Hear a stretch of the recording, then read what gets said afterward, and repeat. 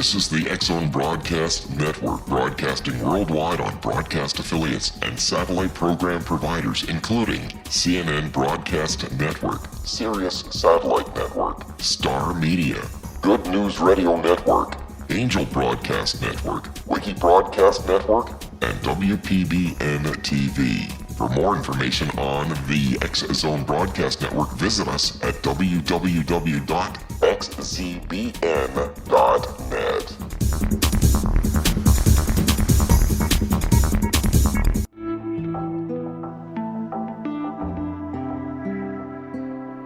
Take a step back in time and discover old Florida cuisine at Marsh Landing Restaurant in Fellsmere.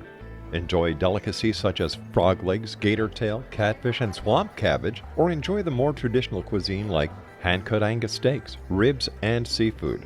Join us for breakfast with a southern flair featuring sweet potato pancakes, biscuits and gravy, and much more. Planning a party? Marsh Landing's private dining room can accommodate groups from 8 to 80 people.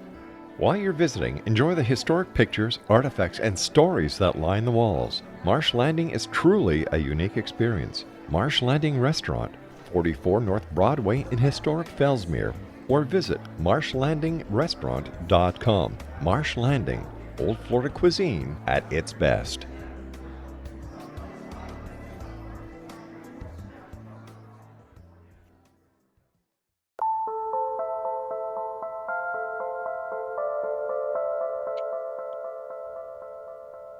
Good evening and welcome to Paranormal Stakeout. I'm your host, Larry Lawson, coming to you from the X-Zone Broadcasting Network. And I'd like to encourage you to go to our website at www.xzbn.net for the latest in our program schedule. And if you get a chance, stop by and see me at my website, www.paranormalstakeout.com, or my team's website at www.paranormalfbi.com. Well, if you were with me during my opening show last week, you heard that I've been in law enforcement for going on 37 years. In fact, February will be my 37th anniversary. And most of the time has been as a detective or a criminal justice educator. Many times during those years, I've been asked by folks, how in the world, as somebody with my background, how can you believe in the paranormal? How can you investigate the paranormal? You can't put your hands on it. It's just not something that's real. Now, I've answered that question in a couple of different ways, but generally it comes along these lines. If you were the victim of a crime or the suspect in a crime or target of a criminal investigation, do you want a detective, an investigator that is going to come in and make decisions on that case based upon what the evidence says on its surface, based upon what societal norms says is right and wrong? Or would you want to have a detective or an investigator that is willing to look at the evidence for what it is, look at all sides, look at all the possibilities? Ladies and gentlemen, that's what we are going to do on this show. We're going to look at all the evidence as critically as we possibly can for the purpose of putting together a case to take to a court of our peers and prove the existence of the paranormal. You know, with that, I have a terrific guest tonight. I'm really happy to have Mr. Dave SPINKS with us. Dave is a veteran of both the military and federal law enforcement for 20 years, retiring in 2011. He has investigated cases all over the world, both in this here and in Europe. Investigated some of the most haunted places and notoriously haunted places in this country and abroad. He currently investigates the paranormal full-time, but the most interesting part there is he not only investigates ghosts and ghostly phenomenon, but also UFOs and cryptozoology. It's a real pleasure to have David SPINKS. And I do want to mention his website real quick, www.davespinksparanormalinvestigations.com. Please visit it. With that, Dave, welcome to the show. Hey, thanks for having me on, Larry. Great to have you. And, you know, your website's super interesting. I was looking at it. I was really amazed at the people that you've worked with and the evidence you've collected. Tell us, Dave, what got you started? You've been doing this for 30 years. What got you started in this business? Well, I often tell this story, Larry, on other shows, and what really got me intrigued with it was my grandfather was a World War II veteran. Okay, he smoked like a freight train, smoked the old Camel non-filter cigarettes, and he was so bad he only had like a quarter of one lung left, and he had a trach and everything, and he carried around a little oxygen tank with him, and he still smoked, right? And it was one of those things you just knew it was a matter of time before the old guy was not going to be with us no more, and this is my mom's father I'm talking about. And I happened to be at my dad's house, which was like 30 miles away during the summer visiting him. And I was asleep one night in the bed at dad's house, and I woke up out of a dead sleep, sat straight up in the bed, and there's my mom's dad, my grandfather, standing at the foot of the bed, as clear as me and you, looking at me. And I kind of did the old double take and shook my head. I'm like, Papa, what are you doing here? And he didn't say anything. He just smiled at me. And then he disappeared right in front of my face. And I chalked it up as, being the skeptic, of course, back in those days, I chalked it up as a bad dream, as any kid would, a weird dream. What was that all about? So the next day I called up to my grandma's house because I had that dream and I couldn't get it out of my mind. And my uncle from out of state answered, and I said, "What are you doing there?" And he said, "No one called you yet, Dave?" I said, "No, why?" He said, "Well, your grandpa passed away last night and everybody's coming in for the funeral." Oh my. So I kind of just dropped the phone, and was just shooken up by that because of the dream I had the night before.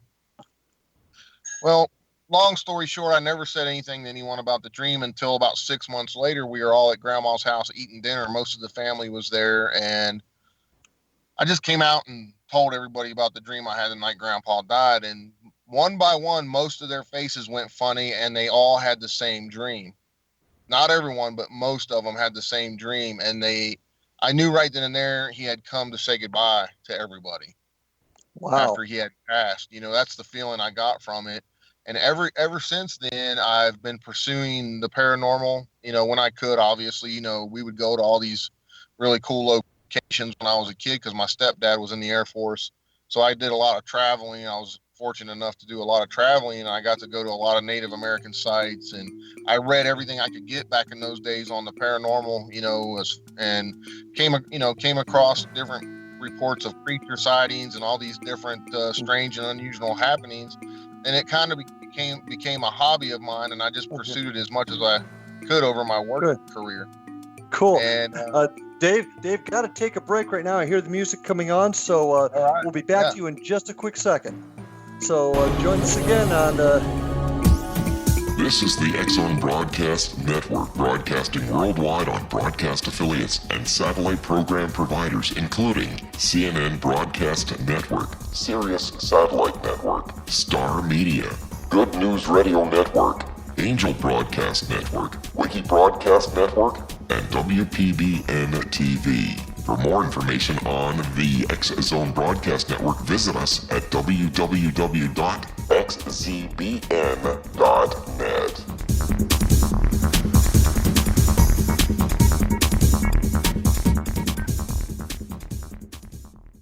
How would you like to be able to read other people's minds? Well, the next best thing is here. When you know how to read a person's name, you know how the person thinks, feels, and behaves.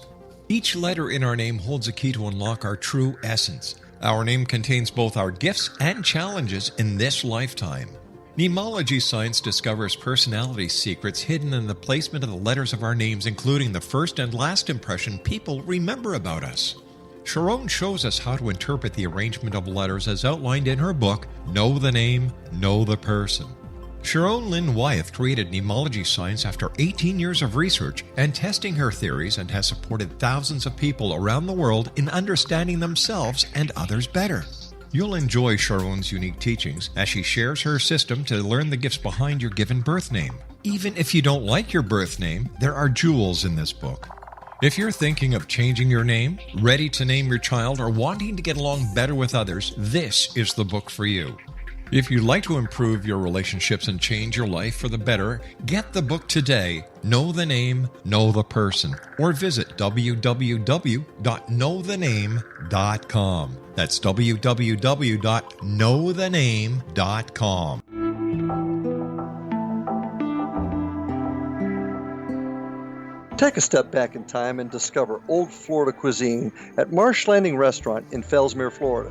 Enjoy delicacies such as frog legs, gator tail, catfish, and swamp cabbage, or enjoy the more traditional cuisine such as hand-cut Angus steaks, ribs, and seafood. Join us for breakfast with a southern flair featuring sweet potato pancakes, biscuits and gravy, and much more. Planning a party? Marsh Landing's private dining rooms can accommodate groups from 8 to 80 people. While you visit, enjoy the historic pictures, artifacts, and stories that line the walls. Marsh Landing is truly a unique experience. Marsh Landing Restaurant, 44 North Broadway in historic downtown Fellsmere, or visit marshlandingrestaurant.com. Marsh Landing, old Florida cuisine at its best.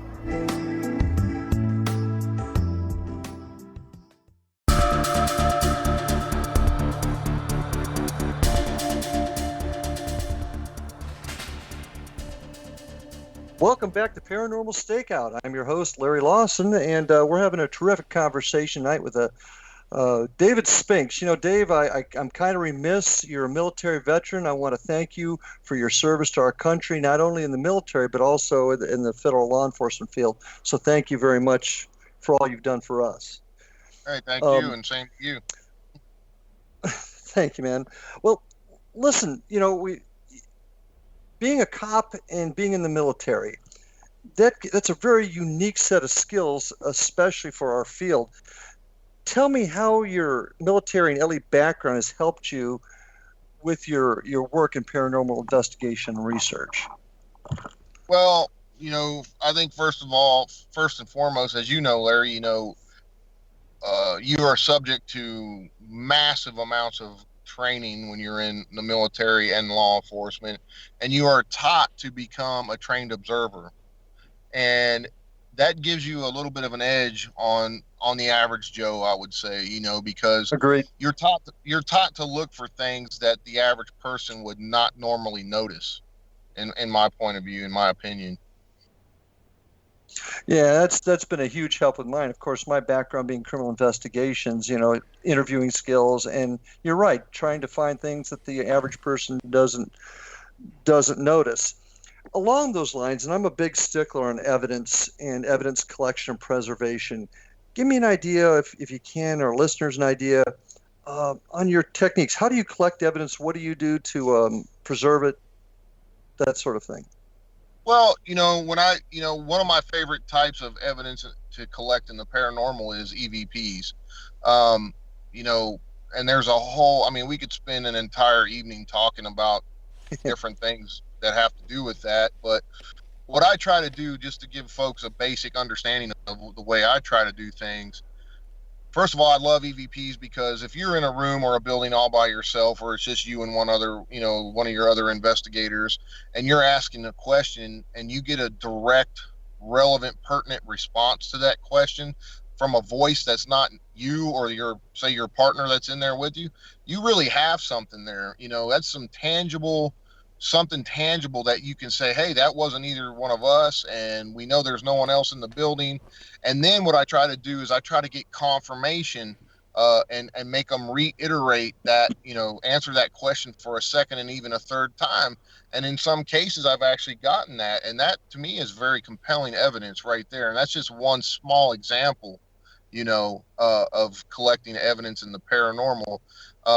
You know, those recorders, you know, the human, when you go into all the hertz and the megahertz and all the human range of hearing, it's very, very interesting to understand how a voice that was not a living person is captured on those devices. It'll really blow you away if you delve deep into it.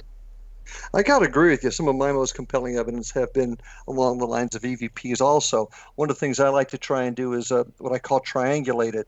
In other words, catching an EVP at the same time I'm using a K2 meter or a MEL meter or some other device, and getting two or three pieces of equipment registering an event at the same time. So I agree with you. Yeah, when you can get a response on a say a recorder, and then you have other devices that you're actually taking hits on at the same time, that's even more compelling. Via temperature changes, or you have you're getting an EMF fluctuation, or whatever the case may be. The more stuff you can take, document that's going on at the same time, the better in your evidence collect. Absolutely, and I tend to be a little bit more critical of things that aren't scientific, but I had an incident recently where my son was using a set of divining rods, and I had a K2 and a Mel meter, and all three of them were registering answers to the questions at the same time. That was pretty exciting. We managed to even get that on video, which was even better. So what's your most important tool? What's your favorite piece of equipment that you use to collect the evidence?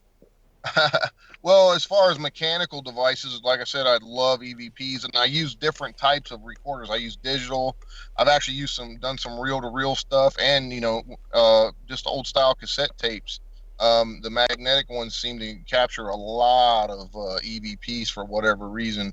But like I said, the most pertinent thing to me is to get a tangible, relevant response to any questions I'm asking via a name, or a good answer to my question that has backed up in factual information, is very, very good. But I always tell folks the best piece of equipment you can take on a paranormal investigation is yourself, because I don't know about you, Larry, doing what you've done for so many years as myself, you kind of build this gut instinct, and you kind of, when the hair on the back of your neck stands up, or you get that gut feeling, something's going on, and you can honestly feel that tangible change in the atmosphere where you're at. The longer you do this, the more open you become to it.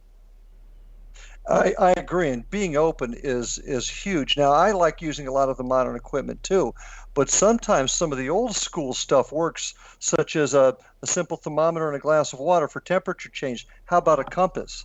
You combine that with some of your personal feelings. That can be really helpful, I think. Oh, absolutely. And you got to, kind of try to tie it all in together. You walk into a room, you're feeling this way. So then you try to capture that on with a device of whatever kind you want to use via EMF or recorder, and then try to capture it on video. And if you put all that stuff together, you really got something there, Absolutely. And sometimes, especially folks that are just getting into the field, they feel that they've got to have all the fanciest, newest equipment. And while that stuff's good, it's even better if you know how to use it properly. But a lot of times, just some of the times, the simple stuff can work just as well. If all the evidence you've caught, of all the things that you've come across out there, what's your most unique piece of evidence? Well, I've got several really good ones, and one of the ones that really there's several, but a couple of times I've been physically attacked by something unseen on a couple of different occasions, and that really is it's really unnerving, and it's very, very hard to explain, scientifically. I can't figure out a way. I still have not figured out a way to explain it. On one occasion, I was at this location called Rhodes Hotel in Indiana. It was a notorious hotspot for the gangsters out of Chicagoland back in the day, and John Dillinger frequented it and everything else. Long story short, we were up in this upstairs bathroom, and my buddy David Weatherly was doing a ghost box session, and I was filming him. I was behind the camera, and I took another piece of equipment in to put in there with him to try to capture what was going on. And I bend over, and this wave of energy just hits me, and I kind of stumble backwards, and it knocked me dizzy for a second. There was nothing around it. I was in the middle of the room when it happened. I stumbled back, leaned against the wall, and he's like, "What happened? What happened? You all right?" And I said, "No, man, something just hit me." And he was using an old style Hack Shack box, and he asked, "What did you do to Dave?" And it laughed. It said, "Ha ha ha! I hit him." And then he said, "Dude, you better sit down. You don't look right." So I sat down behind the camera again, and then he goes back to doing the ghost box, and he says, "What'd you hit him with?" And he says, "A shovel." Well, I kept feeling this tickling on my head, and we had about there was like 8 or 9 other people there, but they were downstairs, and we were doing this live on my channel. And I said, dude, I got to get out of here. I don't feel right. So he shut the ghost box off. We went downstairs. There's all these people there. And they're like, what happened? What happened? And I said, I don't know. And I felt that tickling on my head, and I reached up, touched my head, and I pulled down a handful of blood. I had a big knot on my head and a hole in my head. And it cracked my head open. Actually cracked my head open. Had a little cut on my head. And everyone saw it happen. They were watching the live show. You know, there was nothing where I could have fell down. I didn't fall down, hit my head on anything of that sort. And something had enough juice to where it cracked a little hole in my head and put a knot on my head. And that was pretty unnerving. And the very next day, we were there for like 5 days. David was kind of giving that spirit down the road about attacking me. And all of a sudden he said, my back. And it said slash you on the ghost box. And he said, my back's burning. And he had 2 shirts on. This was live on camera too. Wow. I said, come here. I picked his shirt up, and you could see these huge scratches just forming across his back. I mean, and they just kept forming and forming. And it was really bright red. So we were both attacked, you know, and that's happened several different times at different locations I've been at. So when that kind of stuff happens, that's pretty unnerving. Yeah, that certainly is. How many times do you think in your 30 years of doing this, you've been physically touched or attacked like that? Oh, I've been touched many different times. Of course, I've done in the several hundreds, upwards of 1,000 investigations in that, you know, in 30 years. Been touched numerous times. You know, you felt like a little kid had touched my hand on more than one occasion, or grabbed my hand. Had been touched on the arms. I had we were at a very supposed negative location, and actually had a blood vessel pop in my eye. And I've never, ever had anything like that happen to me, ever before or since. But it was getting really, really creepy in there. We're getting a lot of negative responses pertaining to it was going to attack us, it was going to kill us, all this stuff. And next thing I know, I got this huge pain in my eye, and you know, looked at it with a flashlight, and a blood vessel popped in my eyeball, and it was a big blood mark, and it took like 2 weeks for it to go away. Wow. I've been scratched on the neck. I've been scratched on the neck on different occasions, on the back, on the arm, you know, several different times I've been attacked by things. Go ahead. I'm sorry. It's all right. I think on some of those locations, they were notorious criminal, like it was a brothel and there was criminals there, and they know I was law enforcement. They didn't like me, so they wanted to let me know that. That's a very interesting point. How often do you think something like what you're describing happened to you was the result of just an angry spirit, or maybe something a little bit more nefarious, such as a demonic activity? On one occasion, I think it was possibly a demonic something or other, you know, something really negative in nature like that. But the other ones, I think, were a couple occasions, I think it was a spirit trying to get our attention, like, hey, I'm here, why can't you see me, type of thing. And then the other ones, you know, there was a couple that did not like me because I think it was the location, and it was a notorious criminal hangout, and they knew I was law enforcement, and they didn't like that, you know, because of the references we were getting on the ghost box and some of the EVPs. It was talking about you pig and you copper and all kinds of, you know, slang terms that criminals used to use for law enforcement back in those days. And then interesting. Have you ever, I'm getting back to equipment for just a quick second, because hearing all this brings an event back to my mind. Have you ever had the opportunity to use the portal yet, the Steve Huff's invention?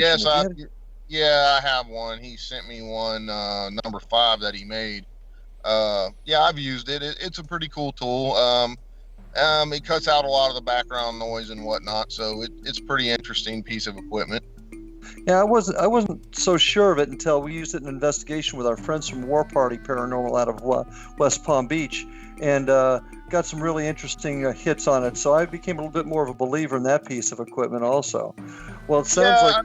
I believe, Larry, that they can use whatever means necessary to communicate, whatever gives them enough energy, you know, or I believe that they can use whatever they want. I don't believe in any one specific device. I think they can use just about whatever they want to communicate with us if they have enough juice.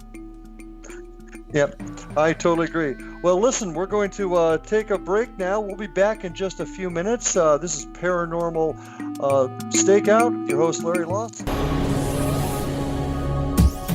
This is the X-Zone Broadcast Network, broadcasting worldwide on broadcast affiliates and satellite program providers, including CNN Broadcast Network, Sirius Satellite Network, Star Media, Good News Radio Network, Angel Broadcast Network, Wiki Broadcast Network, and WPBN TV. For more information on the X-Zone Broadcast Network, visit us at www.xzbn.net.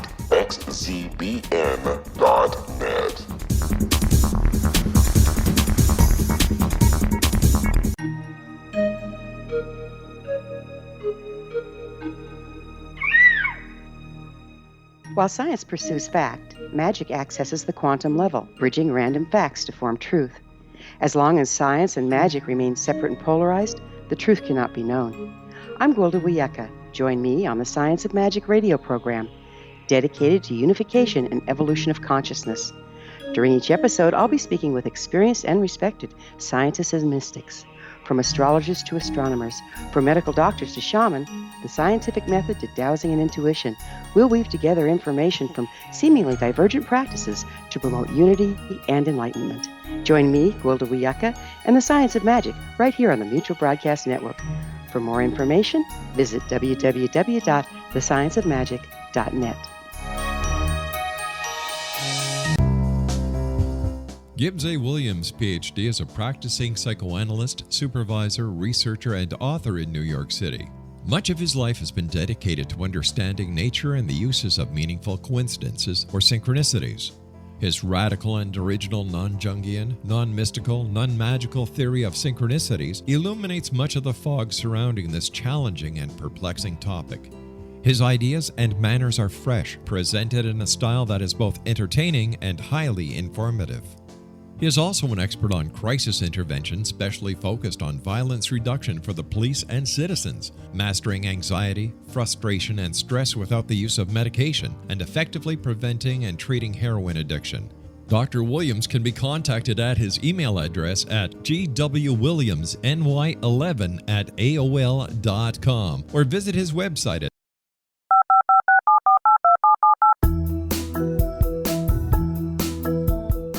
Did you know that when you're on the road with limited data or Wi-Fi, you can still listen to the X-Zone Radio Show with Rob McConnell, The Science of Magic with Gwilda Wiyaka, X-1, Dimension X, Space Patrol, and every minute of the X-Zone Broadcast Network by calling 213-401-0080, courtesy of Audio Now.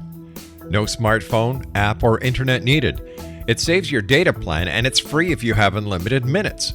Call 213-401-0080 to listen on any phone, anytime, anywhere. Remember 213-401-0080 for the best of the paranormal, parapsychology, and sci-fi radio programming anywhere, 24/7, 365. Afterlife expert Roberta Grimes was the first one to say that dying can be fun. Now her best-selling book, The Fun of Dying, is available in stores worldwide. So if you wonder whether death ends life, how it feels to die, or what heaven might be like, The Fun of Dying was written for you. And if you have always been afraid of death, or if you worry that your life has no meaning, let The Fun of Dying ease your fears and bring new meaning to your life. Nothing said in The Fun of Dying is based on the teachings of any religion. Instead, Roberta draws on evidence to explain how death happens, how it feels, and what comes next. A lot of the best death-related evidence was produced in the first half of the 20th century. When it is put together with recent discoveries, it tells a consistent and amazing story. Roberta Grimes blogs and answers questions at robertagrimes.com.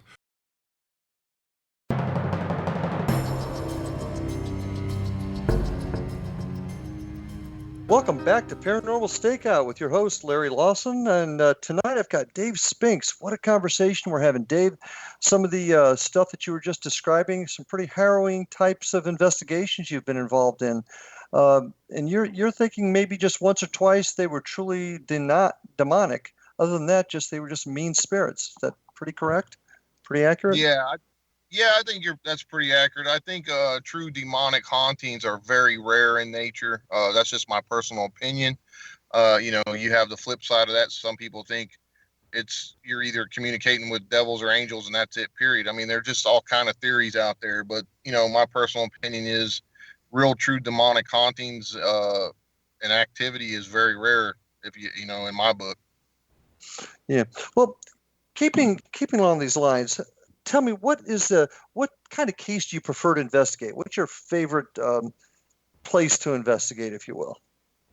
I've been doing this long enough that I like just new and off the wall stuff. I like it all, really, Larry. Anything of the unexplained, supernatural, in the supernatural realm. I mean, that's what I'm all about. When there's so many reports out there of this and that and the other happening. And people call me all the time. Hey, I've got this going on. Can you come check it out?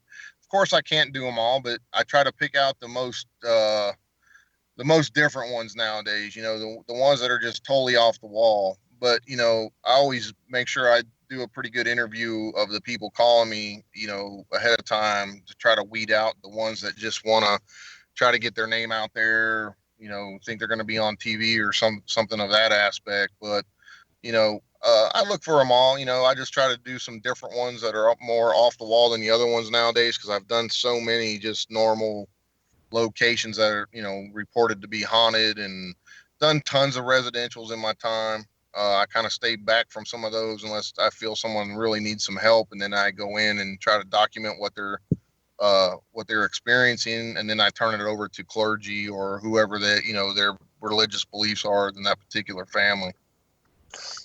When you're doing a residential, if somebody comes to you with problems in their home, what is your best tool to help them? What do you do to help them if that's what they're asking for?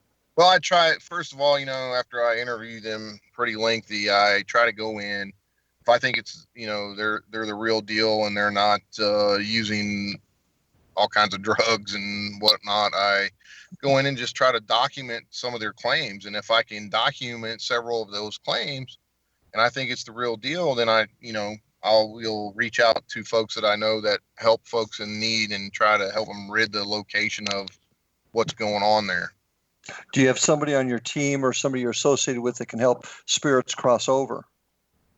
There's all kinds of folks that I know after doing this many years, and I try to reach out to the ones that are closest to that particular location, and say, hey, I got these folks and they're claiming this is going on. I went in, this is what I documented. Can you go in and try to help them out? That's just the way I work it nowadays. Now, this is something that I've come across quite often. How often do you get somebody that is looking for help to get rid of the spirits or what they perceive their haunting is? And how often do you have folks say, oh, I'm glad they're here, I just want to know more about them? You got a percentage on that? Because it seems like a lot of times folks, it depends, it's just each case is different. Some folks want them to be there because, number one, they think it's some relative of theirs or whatnot, and they don't want them to go, or they're not ready to let them go. And that can cause a haunting in itself. When you're going through the grieving period, and you don't want to let that person go, sometimes that can cause that person's spirit to hang on, and until you're done in the grieving process. But that's a whole nother conversation. True. And I had a spate, or just lately, it just seems most people want them to stay. They just want to know who's there. That's why I was wondering what you were running into. Yeah, I mean, I've run into all kinds. Some people don't want them gone and they like having them around, but that's one of those slippery slopes you got to be careful of, because we really don't know what we're communicating with, at this point. Good point. Good point. It could be something negative in nature that's trying to gain your trust and get in good with you, and then bam, you have an attachment, and that's not good. It's just, there's just so many different ways you could go with this stuff. And I've run into that, people call me, I go in, check it out. Well, we don't want them gone. And then here about 8 months later, they're calling me, I need help. So I've run into stuff like that before too, and that, yeah. Slippery slopes. And that's something that I think happens out there a lot of times too. Folks that are just getting into the field, they really don't know what it is they're dealing with. Because you're absolutely right. We can have spirits contacting us, and we don't know where they're coming from or what their real intentions are. So that's an excellent point on your part. Yeah, absolutely. And I've actually had stuff try and follow me home from some of these really nasty locations. And it's not a fun thing. I try to tell folks that this, especially new people coming in the field, I'm often asked questions like that. And I say, hey guys, this stuff can be very dangerous. People have been possessed doing this. People have, look at the Mark and Debbie Constantino case. We can't say for sure that they had some kind of negative attachment, but look at that whole situation. That was tragic. That was very tragic. Yeah, and that stuff hits close to home. And I've known other investigators that have been doing this for a long time that have had tragic instances in their lives, and they swear up and down it was because something was attached to them. So you just never know what you're getting into when you're doing this. It can be very, very dangerous. What's your advice to the novice or the beginning investigator after they've investigated whether it's a public building or a residence? What advice would you give them once they complete their investigation to avoid this issue? Well, we're often asked this question too. We use our protection before we go into a place, and before we leave, we always do some cleansing, and we try to let the spirits know that they're not welcome to follow us, and we use some spiritual stuff to try to ward that off. I use stuff that pertains to my religious beliefs and other shamanic beliefs that my friend David Weatherly uses, and it seems to work fairly well, but it doesn't always stop them. Sometimes I've had things follow me. Any particular event that you can share where a spirit followed you that it turned out to be negative? Oh yeah. Well, I was in this one case where it was a notorious haunted house in Pennsylvania. All the locals called it a haunted house. Everybody knew it was a haunted house.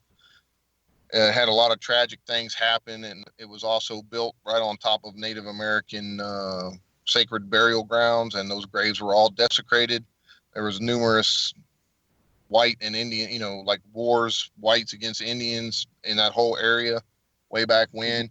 And ever since that particular house was built, there was all these tragic incidences of suicides in it, murders, people dropping dead of heart attacks. People that lived there did not stay long. They ended up moving out and leaving all their belongings, just all these things, these different layers of things. Well, I went in with a team of people, and we lived in this house for over a month, investigated it every night.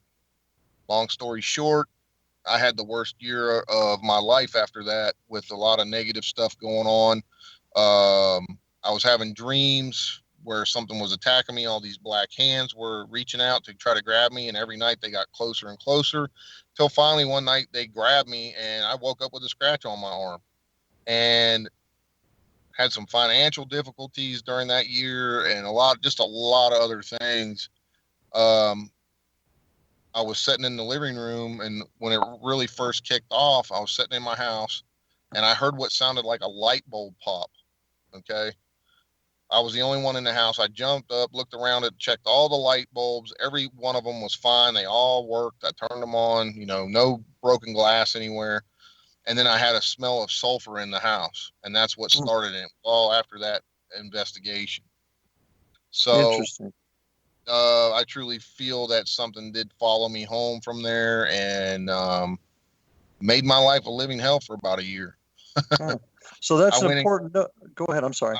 I went at the end of the story, I went and got cleansed by 3 different types of clergy, and everything seemed to turn around and start going back the right way for me after that. So, and I had to do a lot of different stuff at the house to get rid of that thing there. So it was, pretty intense stuff. So this is an important note to our friends out there listening. If you're just getting into the field, and remember, always get into this field for the right reason, to seek the truth, but understand bad things can happen, so take it seriously. This is not a game. So I appreciate that story, Dave. Not a problem. Um, I try to share that stuff with folks because I think people, they watch TV and they love the TV shows on the paranormal and they think, hey, I can do that, but they really have no clue what they're getting into. And that's why we're here. That's why we're doing this show, to get folks like you that are on the line out there doing the work, getting their hands dirty, to get information to folks that are interested in following us in the field. So your story there is really helpful, and I really appreciate it. You're talking a lot about your cases. Do you work with a team, or do you mostly work on your own? I'm an independent. I've had teams before. Like I said, I'm an independent, but I also come together with my good friend Sean Austin and David Weatherly, and we formed a group called Society of the Supernatural. And when we do travel around quite often and a lot and do these really off the wall cases. And like I said, we don't just do ghosts. We check into reports of cryptids and unknown creatures people have seen. And UFOs as well. So, we do a little bit of everything, and I really enjoy that. Yeah, so you've got a full plate. You just don't handle the spiritual, but you look after all aspects of the paranormal, don't you? Oh, absolutely. I think I counted the other day. I did like 40 investigations this year in 2016. So almost one a week if you go back and look into it. But usually when we go out, we spend a whole week and we hit several different areas in 1 week when we go out together, us three. So, and then when I come home, I usually have local cases that I do that people call me about, and I kind of stay around the state of West Virginia and do those. Mm-hmm. But, we're very busy. We're always on the road doing something. What's your average amount of time you spend on an investigation? It just depends. Like if we're just staying there for one night, we usually start between 7 and 9 p.m. and we go till as long as we can go until we're just absolutely exhausted. Because as well as I do, some of these places just drain your energy, spiritual, mental, and your physical energy, just drain you out totally for whatever reason. And I think that they do that to gain energy from you so they can communicate. So, we do as long as I can. Sometimes we'll stay at a location for 2, 3, 4 nights, and try to document as much stuff as we can. It just depends what we're doing at any given moment. Yeah. And you got to be careful too. You're talking about getting tired. Once you get too tired, you start making mistakes. And when you make mistakes, that's when problems happen. No doubt. Absolutely. Do you work with MUFON at all? I have a little bit. I'll tell you, let me interrupt you here, Dave, because I hear the music. So we're going to take our last break here. This is Larry Lawson, your host of Paranormal Stakeout. We'll be back to you after these important messages.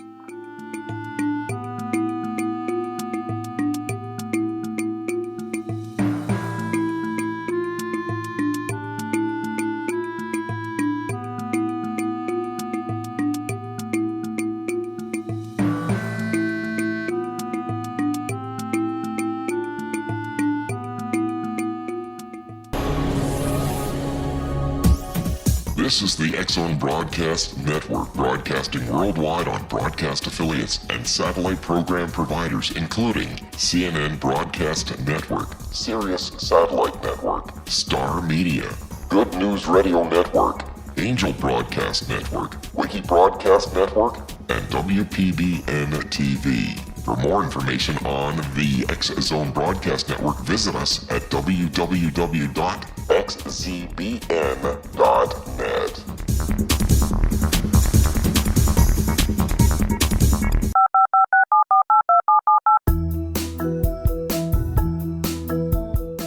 Did you know that when you're on the road with limited data or Wi-Fi, you can still listen to the X-Zone Radio Show with Rob McConnell, The Science of Magic with Gwilda Wiyaka, X-1, Dimension X, Space Patrol, and every minute of the X-Zone Broadcast Network by calling 213-401-0080, courtesy of Audio Now. No smartphone, app, or internet needed. It saves your data plan and it's free if you have unlimited minutes. Call 213 213-401-0080 to listen on any phone, anytime, anywhere. Remember 213-401-0080 for the best of the paranormal, parapsychology, and sci-fi radio programming anywhere, 24/7, 365.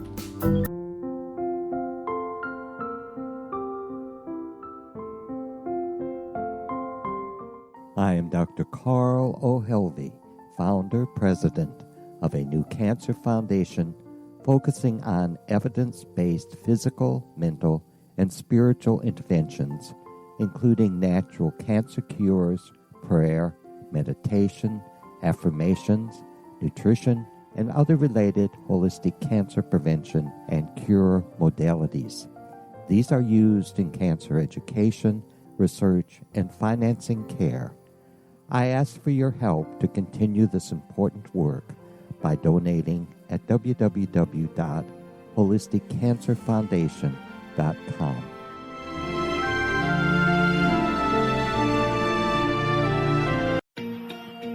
Wouldn't you love to know the secret to everything? Well then, meet Dr. Kimberly McGeorge and her cutting-edge breakthrough knowledge that combines science with possibility. Dr. Kimberly brings real-life answers and healing to those open to alternative solutions. She teaches solution-based programs and classes that will change all areas of your life forever. Specializing in conscious creation, intuitive readings, and energy medicine, you can rapidly shift health, relationships, business, and money and abundance challenges quickly. Receive her best-selling book, Secret to Everything, at no cost by going to secrettoeverything.com/X-Zone. That's right, transformation can start now. Just go to secrettoeverything.com/X-Zone and receive Dr. Kimberly's book for free.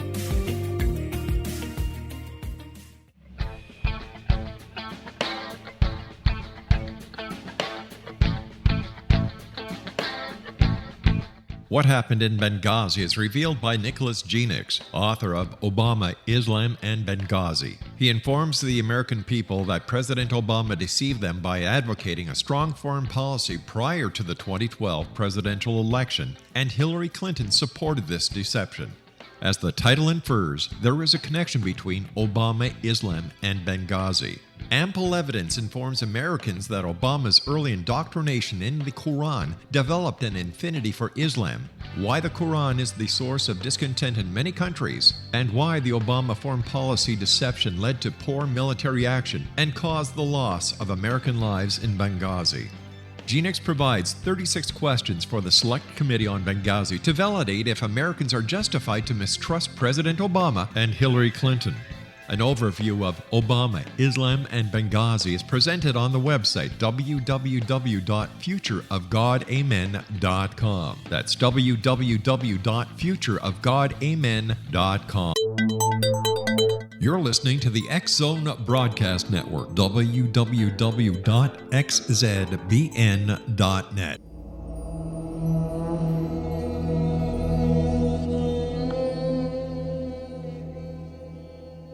Welcome back to Paranormal Stakeout. I'm your host, Larry Lawson, and tonight, what a conversation we're having with my friend David Spinks. I want to give you his website again real quick, www.davespinksparanormalinvestigations.com. I really encourage you to take a look at this. He's got some great information. And Dave, appreciate all of the information you're sharing with our listeners tonight, my friend.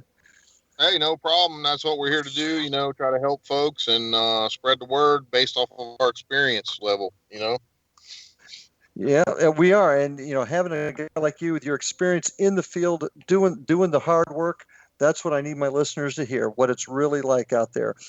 Just before the break, we were talking about some of the other work that you do. And I was beginning to ask you if you dealt with MUFON very often with your UFO investigations.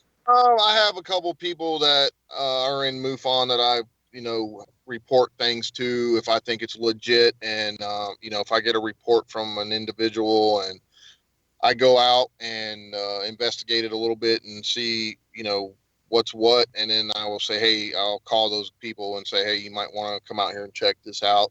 But other than that, I do it on my own with my buddy David Weatherly, and we look into the cases like that, and we try to discern if it was really something otherworldly, or just simply, if a folks report a UFO in the sky, we try to discern if it was maybe a military aircraft or civilian aircraft, or, and just investigate it like you would if you're in law enforcement. You just got to go in and start interviewing the crap out of people, and see what they say, and see if they're believable and if they're credible type people. That's one of the things you got to look for, and especially when it comes to UFOs. And I have an interesting enough background. One of my primary jobs in the military was walking circles around every type of known aircraft that we have, from not secret to top secret stuff. So I'm well versed in the types of military aircraft. I was in the U.S. Air Force, so And again, thank you for your service. I'm going to digress for just a quick second, because you hit on something super important, and it's a skill that, frankly, I think is lost in today's society, and that's our ability to talk to people, i.e., interview. Absolutely. A good, solid interview at the beginning of an investigation can do wonders, helping you to discern different types of evidence and what the real situation is. And so often we forget how to talk to people. I think it's a lost skill. Oh, absolutely. I agree with you, and another thing is getting people to talk to you. It's very hard, especially when it comes to the supernatural / paranormal world. People don't want to be labeled as crazy or whatever the case may be. And sometimes it's hard to get them to open up. It really is. So, Yeah. When you interview people, there's a lot of techniques you can use. And I feel, us being in law enforcement, we have a major advantage over folks when it comes to that aspect of it. Absolutely. There's no doubt we do get some good training along those lines. Back to UFOs now. What's your most compelling case dealing with UFOs? Can you share that?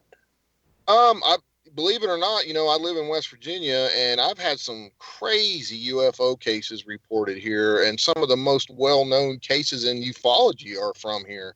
So I've looked into some of the old cases, and I've actually witnessed a few things in the sky here myself, and same with my family members, that are really, really compelling. I had a sighting a couple of years ago in my backyard. Often in the summer, in the evenings, I would like to set out and have a fire, because I live on top of a mountain, and you can see really, really good. The sky's really clear, and I like to have a little fire and just kick back, maybe drink one, and just watch the sky. Well, for some reason, one night I stood up there and turned around completely, 360, turned around and was looking behind me, and I see a yellowish, pearlish white object coming across the horizon. And I mean, this thing was trucking. It had to be doing 10 to 15,000 miles an hour, because I saw it from horizon to over my head within seconds. And, as soon as I saw it, I made a beeline for my truck, because I wanted to get my 1,000-power binoculars out and get a good look at this thing. Well, as I run for my truck, it's almost over our heads. And the woman I was with at the time said it just made a 90-degree turn. Now, something going that fast, no human could survive something moving that fast and then making a 90-degree turn like that. There's just there's not a G suit that could withstand that and make a human live. I grabbed my binoculars out, and by the time I got my binoculars out, it was at a dead hover over our heads. It was probably, I'd say, 3,000 to 5,000 feet up in the air, and there was complete silence. This thing, bare minimum, it would have broke the sound barrier, and you would have heard a sonic boom. This thing did not make a sound. There was no flashing red, white, and green aircraft lights on this thing, not a sound. And I got a good look at it on my binoculars, and it shot straight up into space. Within a second, it was gone. Wow. And I was just standing there dumbfounded, and started talking to the woman that was with me. And I was like, can you believe what we just saw? And she's like, totally freaked out. She was freaking out. She'd never seen anything like that, and so, of course, the next day I'm all over the internet searching to see if anyone else had seen this object. Turns out the same object was seen in several different states. It was seen in Ohio, West Virginia, and Pennsylvania. And one guy caught it on video, and I knew it was the same object because it was exactly the same thing I saw. So we did a MUFON report on it, and they published it. It was pretty intense. And as far as little green men, no, I haven't really had the chance to investigate anything like that, people being abducted or any of that sort. But I've investigated a lot of different sightings. I've seen pictures. People have showed me pictures they've taken, and probably about 75% of those are misidentified aircraft that I've investigated. But there's that small percentage that you're like, ooh, that could be something right there. So it's very interesting to me, and I love doing it. Well, I also noticed too that in addition to investigating possible UFOs, you're right in the heart of Bigfoot country, aren't you? Oh yeah, this is a Bigfoot hotbed here in West Virginia. Just in my county alone, last year there was like 7 different eyewitness accounts. I've had my own encounter with one back when I was a kid. My grandpa called it the Monkey Man, my dad's dad. We spend a lot of I try to explain to folks here in West Virginia, we grow up from the time we're 5 years old, we're out in the woods hunting and fishing and everything else. We're pretty much walking around being taught how to hunt and survive in the woods as little kids. So we do spend a lot of time here, and this whole state is nothing but mountainous woods region, and I think you're from Ohio. You know what I'm talking about. I'm sure you've been to West. So I'm surrounded by millions of acres of wilderness right where I live. So, you never know what you're going to see here from day to day. It could be a bear, it could be a herd of deer, it could be coyotes, whatever.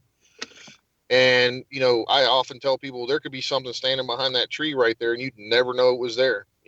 People do not pay attention to their surroundings. They are concentrating on their 9-to-5 job, worrying about the kids, worrying about what they're going to get on the dinner table, that kind of thing. And they're just that's a conversation you and I can have. That whole issue of not being aware of your surroundings and people not noticing things. You and I could have a whole hour conversation just on that. Your career, your background is so varied. Yeah, I mean, and I try to explain that to folks. How often do you look up in the sky? How often do you watch the woods by your house, or when you're going down the road, or how often do you take a peek and see, just look at your surroundings. One of the first things you're taught in law enforcement, and this is when I see a person, the first thing I look at is their hands. I'm seeing what they're doing with their hands, because I want to know if they're reaching for a weapon or what they're doing. It's when you do it so often, it's like second nature. But if you don't do it, you're more, like I said, you're more concentrating on everyday life, going to work, getting off, whatever you're doing with the kids or whatever. Absolutely. Just not trained to do that. Well, Dave, I'm going to be honest with you. I've got to have you back on the show. We didn't even touch on half the stuff I would have really liked to tonight. Your travels around the world, not to mention a little bit more of your work with cryptozoology. Just really have enjoyed this time together. Now, your website, www.davespinksParanormalinvestigations.com. Are there any other sites that you can recommend to our listeners? Let me correct you on that. It's www.davespinksParanormalinvestigator.com. Sorry. Thank you for correcting me, my friend.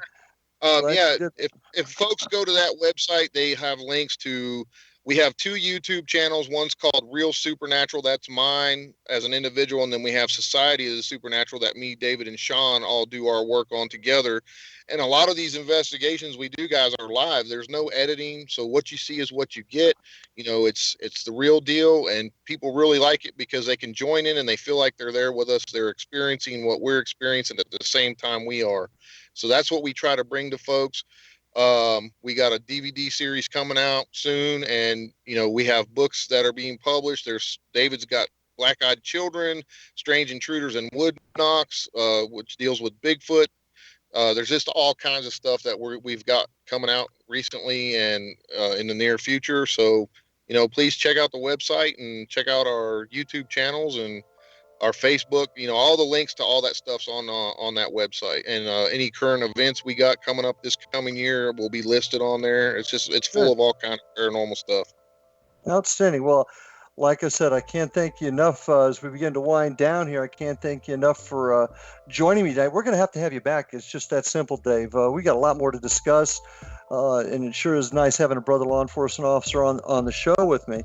I do also want to remind everybody, www.xzbn.net. Check out our program schedule, as well as www.paranormalstakeout.com. Please join us out there. And Dave, once again, thanks for being with us. I really appreciate your time. Thank you for your service to our country. And I'm looking forward to talking to you again.